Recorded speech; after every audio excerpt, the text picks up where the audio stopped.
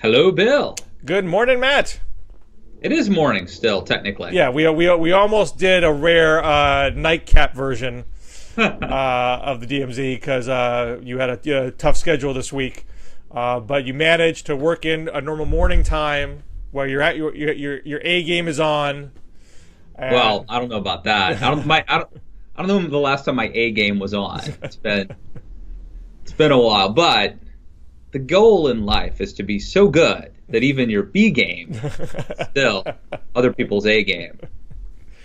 Well, this is a tough week for our usual glib and emotionally soulless political chat, being that's the week after the worst mass shooting in modern American history. It's a relatively confusing mass shooting because usually 3 days after the fact we'd have a much clearer sense of what the motive was. There'd be some kind of explanation left by the shooter, or the shooter was actually didn't commit suicide. And here we're really kind of groping to figure out what happened here. But we are having, I think, our very predictable cycle of debate over guns, with folks on the left pushing background checks and assault weapons ban, folks on the right saying you can't legislate away evil, with the one wrinkle that there is some inkling of interest on the Republican side to ban bump stocks, which have now become more common knowledge, that an accessory to a semi-automatic rifle that can make it function more like an automatic rifle, and automatic rifles are actually banned. So as the argument goes, if automatic rifles are banned, have been banned for years, not even the NRA is saying we should legalize automatic rifles. Why should we legalize an accessory that allows a weapon to function like one? I don't know where you are in that, Matt. Is this something where you could actually find a smidgen of common ground, or should we expect the NRA to swoop in soon enough, saying, "Whoa, wait a second here! You start banning this one thing, then they're going to start banning this thing and that thing, and there's actually good reasons to have bump stocks. There's plenty of legitimate reasons to have a bump stock, and you're going to let those good salts of the earth not to have their bump stocks? That's crazy." Well, I can't think of a good reason to have a bump stock. Maybe someone can tell me if there is one. The slippery slope argument's the only legitimate one. I do think slippery slopes are a problem. Some people think that it's like a canard, but no, I think this is actually an area where we could have some accomplishment. I don't know if you saw James Hohmann over at the Washington Post does a weekly email. And yesterday, I guess that was Wednesday, he featured a presentation that Bruce Mellman put together, who's a Republican lobbyist, brother of Ken Mellman. And in this presentation, one of the slides, it's very interesting, but one of the slides showed that the most popular thing Donald Trump has done this entire, since he's been elected, is cut the deal with Chuck and Nancy. And by far the most popular thing, according to this presentation. And so I think that there is a hunger, a clamoring for people to work together and to get things done. And I do think this one's different, partly for the reasons that you described, Bill. First of all, machine guns are already illegal. And so this product, I think, sort of fits into that rubric. That hasn't been the case with other examples of gun control. Also, this is like the rare occasion when gun control, if we're talking about getting rid of the bump stock, where that would have actually potentially made a difference, right? So like this shooter in Vegas, I think he passed background checks. Yep. I think so that I think the things that he bought legally.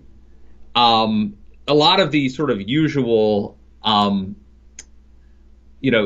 things that gun control advocates bring up usually wouldn't have helped. So in the wake of a shooting, they usually want to do something, and it wouldn't have mattered.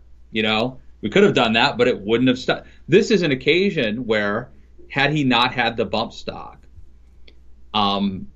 it's very possible that he would not have been able to kill as many people as he did. He still would have been able to do a lot, but it would have saved some lives. But you have just made an argument that is the exact same argument for an assault weapons ban.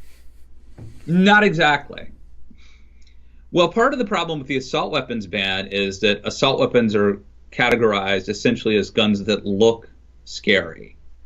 And so there are other guns that are, perfectly legal that would not be banned, exactly the same, except there were flaws in the assault weapons ban that was in place from 94 to 2004 because things that the way the language was, certain guns that would still be considered semi-automatics were still legal. Those are problems you could solve with more delicately crafted legislative language. The basic argument has been and still is these are a class of guns that you do not need for sport, you do not need for hunting, you do not need for self-defense. They are designed to kill large numbers of people in a short period of time. Therefore, they should be banned. I mean, that is analogous to the bump stock argument. It's analogous to my second bump stock argument. But the first argument I made was that this is essentially converting and I'm not a gun guy, but this is, essentially converting a semi-automatic into an automatic, and that using it is actually illegal. So automatic machine guns are illegal, and that is why I think, that this is unique. And I think that there is an opportunity. Obviously, we've had Republicans who are coming out in support of this, or at least expressing openness to this. And I think that it would be very shrewd, put aside the right and the wrong. I mean, I just think it would be politically sagacious for Donald Trump to embrace this.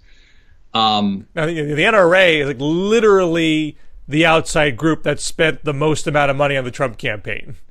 Well, we don't know yet where we assume that they'll be against this as a slippery slope argument, but there have been times in the past where they have come out in favor of some modest gun control. And for the reasons I just described, it's possible.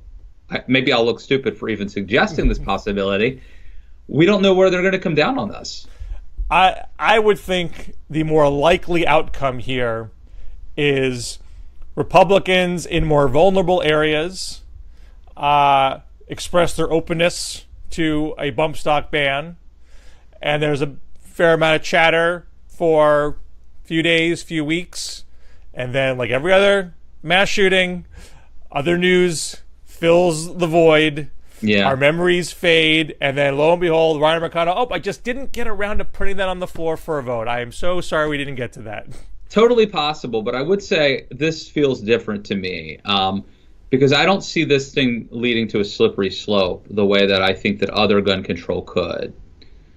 It seems it's like a different category because it's like an aftermarket product that most of us didn't even know about, and that effectively does something that is already illegal. So it seems like it is a technicality. And so I don't have the same reservations about this leading to more gun control and to confiscation or registration or all the things that really worry Second Amendment advocates. I don't have those concerns about this. And again, I mean, if you're Donald Trump and you're looking at the poll, now I know the NRA stuck with him through thick and thin, that they donated a lot of money to him. But if you're looking at the poll numbers and you want popularity, you want adoration, this would be very popular for Donald Trump, and he would be historic. This is a president who'd probably getting things done that Barack Obama didn't get done. Well, of course, the poll numbers for universal background checks were through the roof, or are still through the roof. They're 90%, and the NRA didn't flinch at those things, and they redoubled their efforts and made their case to their people that this was a slippery slope situation, or the way this was crafted was going to be too expansive. They found whatever niggling detail they wanted to focus on, however disingenuous it was, they still put that out there. And Republicans blocked it and did not suffer at the polls. I mean, it may very well be that the NRA is so much smarter than all these other groups. They stuck with Trump through thick and thin. They didn't waver. They didn't abandon him. Maybe they forged personal relationships with him that will transcend the desire for popularity and, frankly, for probably doing just what is simply right. But Donald Trump is also a guy who in the past has been for gun control. This is a guy who's from New York City. It's a guy who theoretically, presumably loves wants to be popular.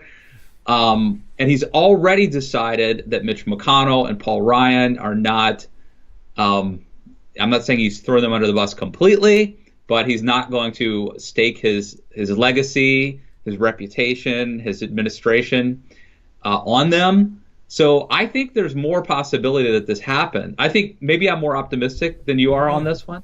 Well, let's take the optimistic view and that this has a good shot. A bump stock ban would not have affected any other public mass shooting or any other form of gun violence that has occurred over the past, in our lifetimes. This is a very, very, very narrow prescription to deal with a single, deal with the biggest mass shooting in history, though, right? It's the biggest mass shooting in history, but as of today, it's 58 fatalities, and I don't want to treat any individual life in a trivial way, but we have about 34,000 gun deaths every year. And most of them are probably suicides, though, aren't they? Two-thirds are suicides, which does not make them any less significant. In fact, there's an important point to be made there. Most gun deaths are suicides. Most gun deaths and most homicides are from handguns and not assault weapons or rifles. So even within the category of homicides, it's 67% are handguns, and it's 3% that are rifles of any sort. So this brings us to a point that I wrote about for Politico this week. Well, anyone who on the left will lead on gun control. Our public focus on gun violence pretty much only happens for public mass shootings, of which there are since 2012, we've had between 4 to 7 public mass shootings of 4 or more fatalities per year, which is more than what we had between 2000 and 2012, when the range was between 0 and 4 per year. So there's a feeling that there's this huge rise in gun violence because we've had this somewhat minor increase in public mass shootings, which in and of themselves is an extremely small amount of what the gun epidemic is in the country, which is largely suicide, largely handgun. But because we only talk about the issue when there's a public mass shooting, the prescriptions that are offered are inherently very narrow. Let's tie in the background check system. Let's have an assault. Assault weapons ban is considered like the boldest proposal out there, which would only deal with less than 3% of the gun deaths that happen every year. And so a bump stock ban, you're talking, a narrow solution upon narrow solution. Right, but the only way to stop the gun suicide problem, which amounts to about 2/3 of the fatalities, would be to basically ban all guns and confiscate all guns. Well, if not an outright ban, this is a very key point. Once you start talking about what the actual source of the gun problem is, the logical step to take is how do you curtail access to handguns? And if you're going to propose a ban, well, you have to propose a constitutional amendment because the current Supreme Court has interpreted the Second Amendment to say you have an individual right to own a gun. We're going to strike down the handgun bans that were in place at the municipal level in D.C. and Chicago.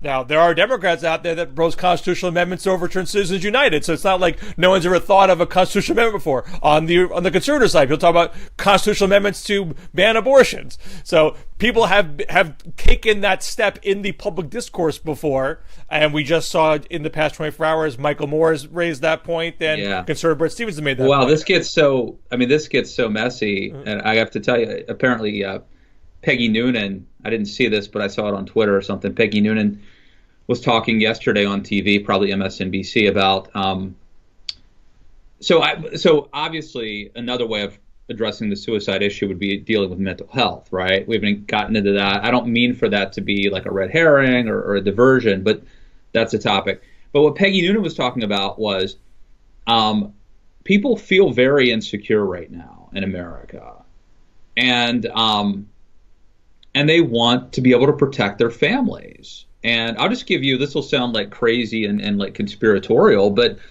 let me just give you like one example of what I think a lot of ordinary Americans out there are thinking about. So, recently it was reported that North Korea was planning, or maybe there were concerns, I forget the details, but an electronic pulse attack. Do you know about this, Bill? Or with the electronic pulse? It would essentially... Gingrich has been on this thing for a long time. Yeah, Gingrich and Santorum and others have been concerned about this. Effectively, like an electronic pulse attack would basically take us back to the Stone Ages, except we're not prepared for that. The people back then were used to it. Like, theoretically, a car made after like 1975 won't start. Computers don't. Electronic money disappears. You can't get to it. Refrigeration doesn't work. So basically, you would have people who don't have food and water. It would essentially be like Puerto Rico, except nobody's coming to help you, right? So if I had my handgun, I would be able to deal with this dystopian environment in a way that you would be better prepared to deal with it. What if you're stockpiling food and water? Well, but this is an important point. So I want to get to the self-defense point, but let me just do it a little circuitously. So obviously, a constitutional amendment's not going to happen anytime soon, if ever. Unless Bret Stephens has his way. Right. Now, so short of a ban, you could have stronger licensing. You could have nationwide licensing for all guns. You could have requirements to get that license, like you do for driving. You have to pass a safety course. So there are, and in Connecticut, I think there are a number of states that have licensing programs. But I know in Connecticut, they've had one since '95. There's research that says they cut their gun homicides down by 40% after having this program. So Senator Chris Murphy, who's probably the loudest voice for gun control in the Senate, has a bill that doesn't mandate every state have that licensing program, but creates a financial incentive. Gives grant money from the Justice Department for other states to set up programs like that. Now, so he's on the record for that, and he had an op-ed in the Washington Post this week where he was saying we should take on the NRA, we should propose these various things, and we should not be afraid of that organization. The polls are on our side. Let's be bold. But the bill that he's working on to introduce in the aftermath of Vegas is another background check bill, which is the lowest of the lower hanging fruit after bump stocks, and even that Obama couldn't get that passed with a Democratic Senate after Sandy Hook, when people thought, gee, Sandy Hook, how could people not pass a gun control measure after Sandy Hook? Well, they still couldn't. It was 5 votes short, and 4 Democrats bolted on that as well at the time. So you have a situation on the left where people are naturally inclined to mostly propose incremental solutions because there still is a fear, an understandable fear. I mean, I don't want to sound dismissive of the politics here, there is a lot of evidence that having a robust gun control agenda will not help Democrats win in the states that they need to win back to win in 2020. I mean, Hillary Clinton ran the most overt gun control agenda of any Democrat since Al Gore in 2000, and she lost. Barack Obama downplayed gun control in 2008 and 2012, and there were candidates in 2006 that had pro-gun rhetoric that helped take back the Congress in that election. So I get why Democrats in general don't want to take those bold risks. Having said that, and this is the point of the Politico piece, you have Bernie Sanders saying, let's propose Medicare for all, even though it's not going to pass, because we need to change the conversation. We need to think long term. We need to build a movement to do these things. We need to inspire people on our side of the fence. As of this moment, I mean, Murphy is sort of dancing around it, but no one has really gone out there after this and said, this is the expansive agenda that we should be rallying around, even though it can't pass today. There's an opening for somebody. If someone wants to make a name for themselves before 2020, to say, I am the person who's going to champion this comprehensive package. It's going to deal with the real source of the problem, which is handguns, and related to that, suicides, because a potential suicide victim is more likely to, quote unquote, succeed with killing themselves if they have access to a handgun as opposed to using pills or hanging themselves or what have you. No one has done that yet, and I'm not convinced anyone is going to do that. But maybe because Stephens is out there, Michael Moore is out there, people might start talking about, hey, wait a second, what is the actual problem here? And even I know you're a Second Amendment guy, and you're not going to want to go down that path. But I think, regardless of where you sit, there is value in understanding what the problem actually is. Well, I do think it's a losing. I mean, to take away right and wrong, I think it's a losing political argument. I think there's probably plenty of people who are like liberal in so many ways, pro-gay marriage, pro-choice.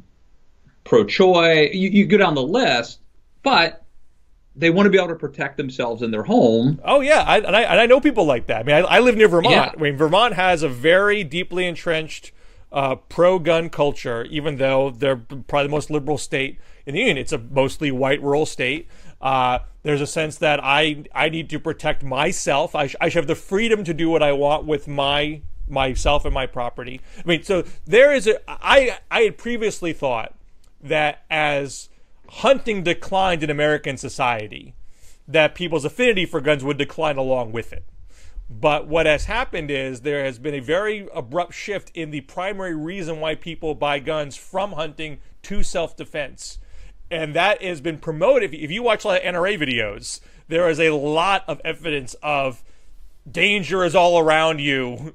You need to protect yourself. It's your freedom to protect yourself. You can't trust the government to, stop the Islamic threat or what have you. Yeah.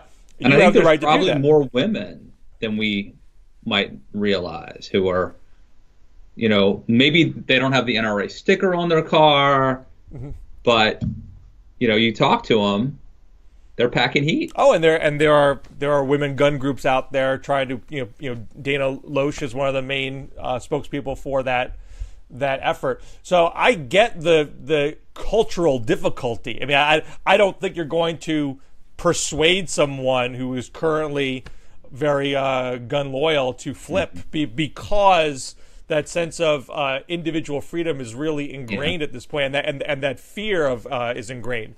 And see, and here's why I think so I would say two things. One, instead of like worrying about what's not getting done, I would just celebrate. I think this bump stock thing is a chance where we could actually do something. It would have helped. Amazingly, it would have helped. It almost never happens that it would have helped in the wake of something. It would have helped this case. And look, maybe I'm wrong, but I think Americans are prepared.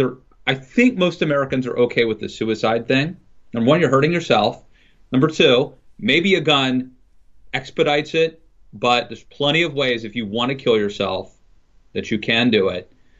I'm not saying this is true or false, right or wrong. I'm saying I think most Americans that the suicide thing would not be a compelling reason for them to be against the Second Amendment. I think they would say, like, they're doing it to themselves. They're not hurting someone else. I even think the crime is not the compelling reason. I think people just assume that there are certain risks in life. You could get hit by a car, God forbid, don't want it to happen. But I'm just saying in terms of public perception. But I don't think we want somebody to be able to go up in a tall building with essentially what is effectively an automatic weapon and mow down 58 people in 5 or 10 minutes. I don't think we can accept that. So not only do I think it's the case you never let a crisis go to waste, right? That there's a reason why gun rights activists or gun control activists are using this moment. I think it actually makes sense logically too. It's not just never let a crisis go to waste. Well, you know me. I am fundamentally a pragmatist. I'm all for getting past what you can get past. I'm not saying that people should not push a bump stock bill just because it would only deal with a small part of the problem. If you can get it passed, great. You should pass it. If you can get, I wrote a piece back in the Sandy Hook time when Obama was getting pushed back because he wasn't necessarily prioritizing the assault weapons ban, and people thought that was showing timidity on his part. I said, look, there's, as you were saying, there's no evidence that the assault weapons ban is even the end-all be-all of this issue. We don't really know exactly which of these various small bore measures might have the most impact. You should try to get past whatever you can get past and see what works. So I'm not trying to argue that people should there should be a bold-only strategy and zero pragmatism strategy. What I am saying is right now we have a incremental-only strategy. Right.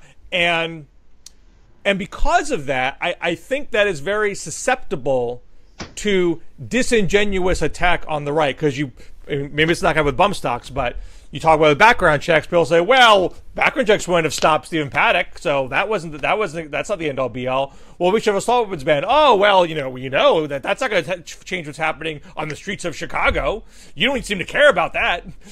Every time you approach it's incremental without having that broader critique behind you, you're vulnerable to being called out for not fully solving the problem. And the people who are calling you out on that are people who have zero interest in more expansive legislation to call the problem, but they know you are too afraid to take the bait and argue for the more comprehensive solution because that's more politically dangerous. So I think it's a bit of a catch-22 situation. And so not that the party should do this, but some individuals should do this, take that political risk. So that's part of the conversation. Somebody did do this, and supposedly conservative columnist, the New York Times. Am I right? Is he supposed to be a conservative columnist? Right. So he was hired. Bret Stephens. So he was hired as a new conservative columnist, a way to expand the range of voices on the page. And the third anti-Trump conservative voice. Right. Although good luck finding a pro-conservative columnist who's any good. But because they already have David Brooks, I believe Peter Wenner. Or is it Weber? Weiner. He's there periodically. He's critical of Trump on the right. Douthit, who wrote that amazing takedown of Hugh Hefner, the obituary. Did you read that, Bill? Well, I did read that, and I thought it was. I didn't agree with every single line, but I thought it was a strong piece, and I saw Jonah Goldberg tweeted out saying, the left, isn't able to write this. And I was like, and a lot of people were like, are you reading the left lately? There's a whole bunch of stuff on the left criticizing Hugh Hefner today. I was actually, there's a young lady, and Nomiki, do you know who I'm talking about? She's like a Bernie Sanders. Yeah, Nomiki Konst. And she wrote I think she either wrote or tweeted something that was like a feminist takedown of Hef that impressed me. I was pretty impressed. There are a lot of feminist takedowns of Hef. In Jessica Valenti wrote one for that might have, maybe that was. No, that wasn't what it was. But yeah, good for them. Good on them for for being consistent.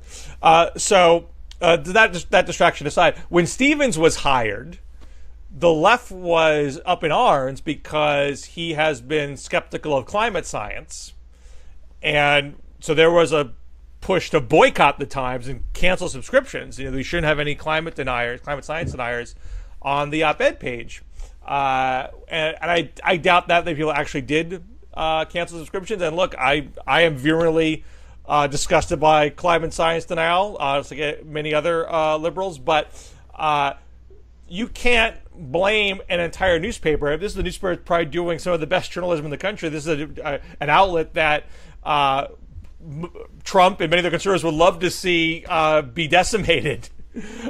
You can't excoriate the entire publication because they have one guy on who's going to say something that you don't like. I think the New York Times does great stuff. Sometimes I think they're biased, but from a climate perspective, they have one of the most robust environmental desks in the business.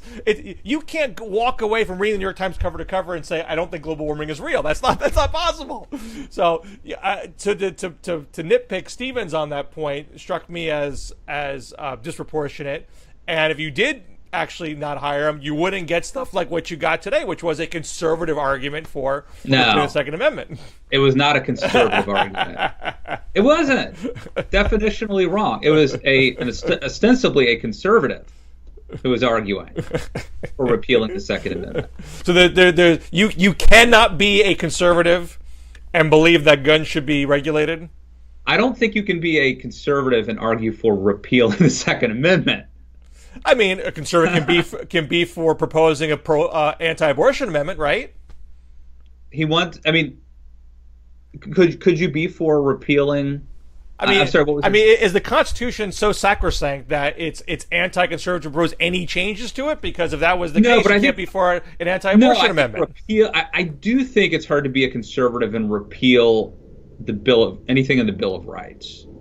I would think that would be hard to be a conservative and to be for repeal. You can amend the Constitution, but to repeal something from the Bill of Rights and be a conservative, I'm not saying it's impossible, but that would be a stretch, I think. Well, I don't think anything in the Constitution should be treated as inherently sacred just by its mere existence in it. Things can be sacred because of their value.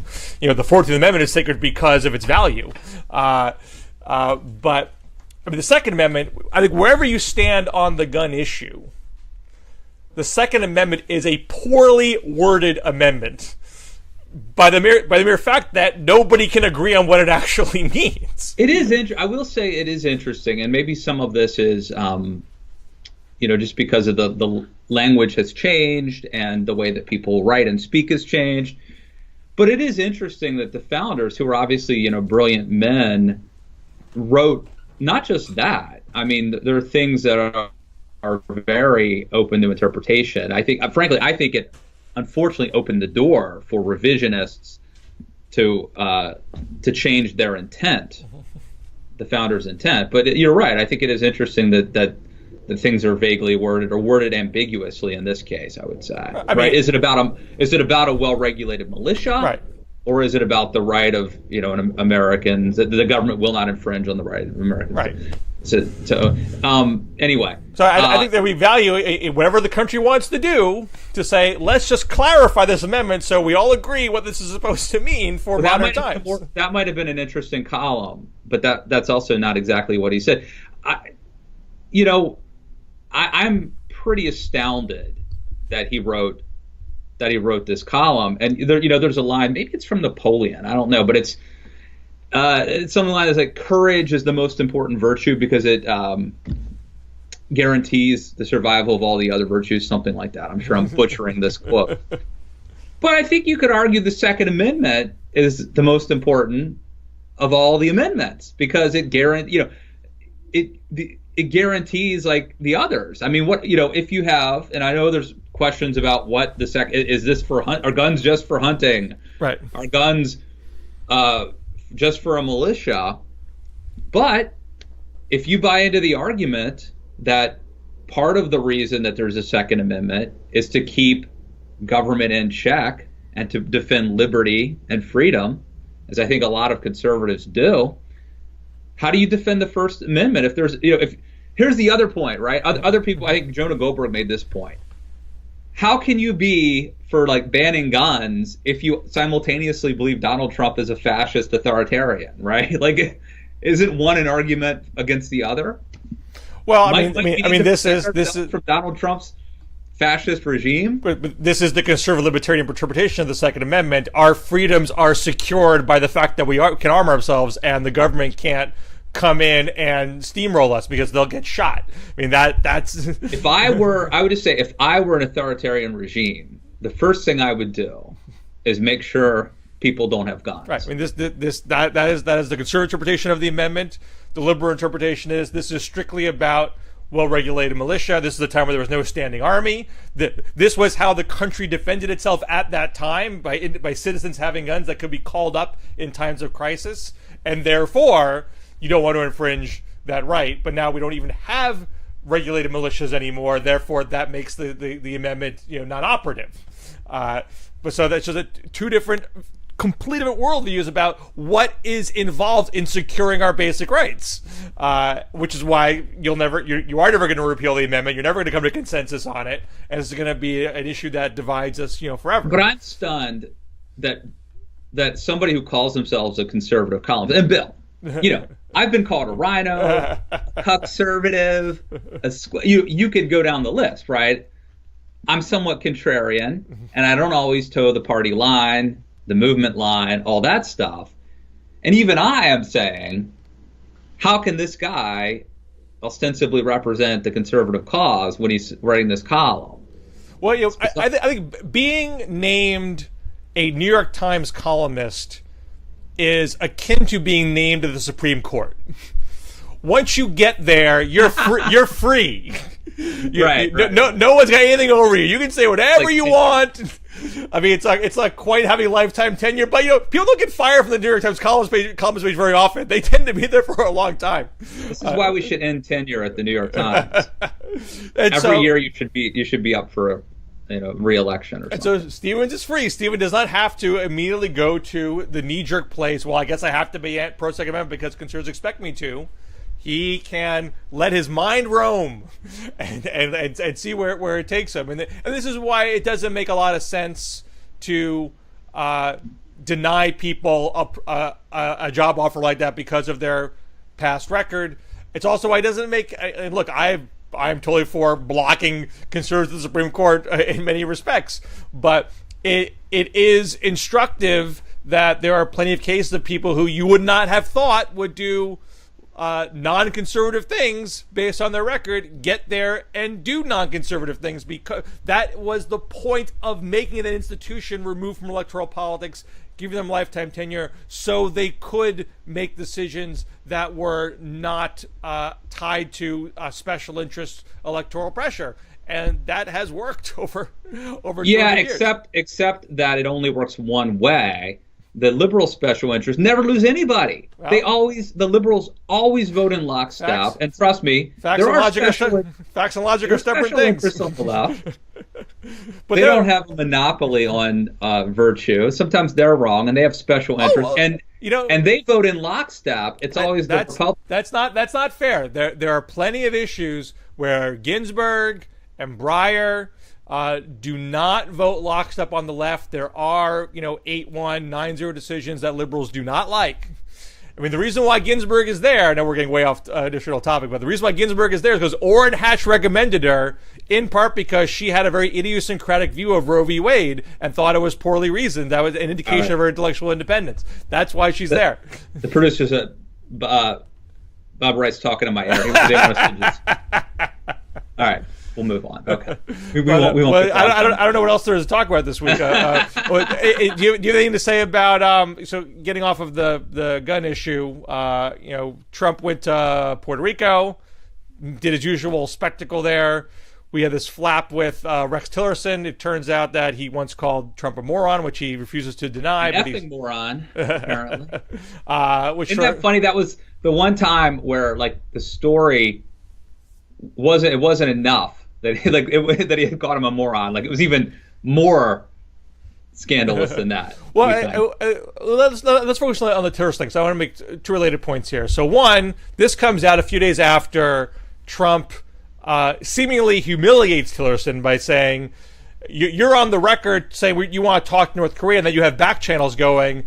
Don't waste your time, Rex. That never works. And you then had Mattis make a comment publicly, I think it was in congressional testimony, that we should stay in the Iran nuclear deal.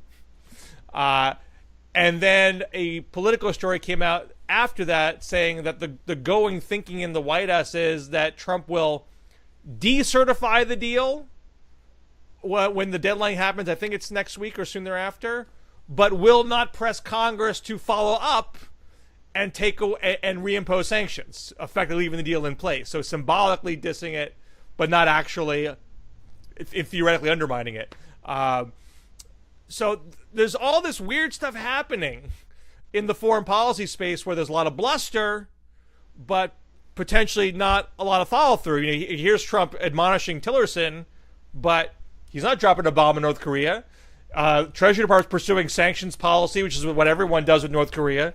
Tillerson, as far as I know, hasn't stopped his back channels with North Korea. So is this a lot of, sort of amateurish good cop, bad cop? Or is it less well thought out? And, it's a sort of a side point. You hear a lot of, Tillerson's pathetic that he's standing for this, he should resign. Just like Jeff Sessions should stand for his tongue lashing, he should resign. But who's the weak one here? Trump's the one who can't fire these people. Trump. There was another story that came out that Tillerson, Mattis, and Mnuchin have some sort of suicide pact that if one goes, they'll all go. I mean, that's like a near mutiny. That's saying Trump's not running the show here. These people are doing their own policy. Where did that story? That was in BuzzFeed, I believe. I don't know how well sourced it is, but that was in BuzzFeed. Wow. So is that recent? Yeah, that came out this week. Okay. But whether that's true or not, there clearly is evidence that Trump is not dictating to his cabinet members what they do in their day-to-day jobs. Who's the weak one in that situation? I'd argue Trump's the weak one. He's not the one actually dictating policy. Yeah. I don't know if he's not dictating policy. He's certainly not dictating their day-to-day activity. But I mean, that's what I mean. Trump could swoop in and negate their work, but the tweets do not negate their work by themselves. Right. It is very possible Tillerson is going to work out some kind of stand down with North Korea. I mean, look, Jeff Sessions got this Russia investigation out of the gate, even though Trump didn't want it to, and Trump's still steaming about it. I mean, if Trump was strong, he'd shut it down. He doesn't, because he doesn't have the strength to do it. Well, luckily we have a system that makes it very difficult for one person to. Well, that's right. But because of that system, Trump is not as omnipotent a president as I'm sure he would like to be. Yeah, which is good. End it there. No. So, do you think it's so? Having said it, but do you possibly that the other side is true that Trump is making it impossible for the government to function because he's undermining his officials every chance he gets? I don't know. I maybe it's like the naive optimism. I hold out hope that something good or okay will come out of all of this, like chaos, that like despite Trump, something good will come out. We won't be blown up by North Korea. Maybe he'll freak them out. I don't believe in this is just a gut feeling. This is not, it's not based on zero evidence, but it's not, you can't know exactly what's going on in Trump's head, on a minute-to-minute basis. I just don't believe he has the stomach to start his own war. I mean, obviously he's inherited stuff. He's inherited counterterrorism operations from past administrations, and there's all these things happening in Afghanistan and Libya and stuff that was existing. But to own your own war is a whole other enterprise. And I just don't think he wants it. I don't think he would believe that's fun. I don't think he wants to have the optic of him playing golf every weekend while he's launching a war. I don't think it's good for his lifestyle to start a war. I think he likes talking about it. I think it's fun to sound like a tough guy. And I think his fans are bowled over by the rhetoric and are satisfied with that without the follow through of actual carnage. It may be there's some design to try to provoke Iran to start something, I'll decertify it myself, not fall through the sanctions and see what they do in response. Maybe there's some mischievous logic there, but when you have your defense secretary telling Iran, "Hey, I know you're sticking to the deal, and I want you to stay in it," and you're not admonished by the president in doing that, that says to me deep down, you don't want to have a war. That's an interesting point. I hadn't really thoroughly considered that, but it makes sense. Like, how is this going to affect his day-to-day life? Like, is this going to be a drag? Like, is he going to have to do stuff he doesn't want to do and, like, focus his time on? Like, yeah, it would be a pain, right? Who needs that? I mean, I generally don't. I mean, I never really bought the logic that presidents start wars for crass political gain. Just by definition, you don't know where a war is going to go. A war is no guaranteed political winner. There's obviously the initial bump in the polls you might get when it starts, but things can very easily go awry. I mean, I think that every president starts a war for defensible reasons. But I've never really bought the argument that you do it for crass political reasons when there's many other ways to get your polls up besides starting a war. And I think there's many other ways for bump stock. And I just don't think it's why Trump got into this business. I think this is on some level fun for him to be the center of attention, and it's a fairly dreary existence to be a war president. So why do it? Yeah, in this day and age, I mean, I know like in the past there was like a sort of a glory to war and stuff, but like in this day and age with the media, even if like you quote unquote win a war, like I just don't see how you come out of it looking good, you know? So there's obviously a lot of talk that Trump will be the worst president of all time, which I'm not necessarily saying it won't end up being the case. But it's going to be hard to beat the debacle that was the Iraq War. I mean, as awful as Trump has been, you don't have that kind of body count on his watch yet. You know, he's an embarrassment. He's a humiliation. He may weaken the international world order, which may well be more important over the long haul than the tragic body count of a single war.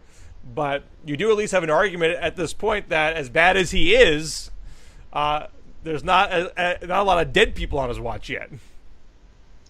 And I mean, you know, I think you can make a good argument from a conservative perspective that like, you know, just World War I was a good argument for appeasement. You know, if you're England, do you want to go to war again over what? The Sudetenland? It's their land. They let them, you know, we just had World War I. That sucked. We don't want to do that again, right? And also Great Britain was not very well armed at that point, too. They were not in a great position to launch a war. Well, my point is that, you know, sort of wars chasten, you know, people, even if you win them as they did. And so, like, there's, like, the Vietnamese syndrome. I think if it wasn't for Iraq, maybe we would have taken care of North Korea or Iran, right? Well, I think both, you could argue that both those cases, I mean, North Korea especially, I mean, you launch war with North Korea, boom, there goes Seoul. I mean, there's inherent problems with war with North Korea. Sure. And but Iran, is it less likely today that we're going to stop North Korea from going nuclear because we went into Iraq? I think so. We still got that hanging over our head. The memories are fresh of. I don't know about that. I mean, we did Libya. You know, we bombed plenty in the Middle East to deal with ISIS. I don't know if you'd have a logical sense that I don't know if America has the guts to pull the trigger anymore. I mean, clearly, even if one president is less reluctant because they're Democrats, the next Republican might be right around the corner. So. I don't think you can always bank on America not being willing to drop a bomb. There's plenty of evidence that they'll get to it if they want to. But I think North Korea knows where they're geographically situated makes that move intrinsically difficult, and they have exploited that all the way through for the past 20 years. All right. Another award-winning show. Always good to talk to you, Mr. Lewis. Where can people find your work? Daily Beast. And CNN and Matt Lewis and the News podcast. All right. And our podcast, This Is Not Normal, at liberalvoices.com, still kicking. And find my work over at Politico. We'll catch you next week. Well, you know what? I'm going to be in D.C. next week. We need to work out what our schedule might be. I might not be able to do one at our normal time. We need to figure that out. We'll have to inform the center of that. The center being Blogging Head Central, the suits there. Follow us at DMZ Show, and Bill Scher, good talking to you. You too. Take care. Thanks.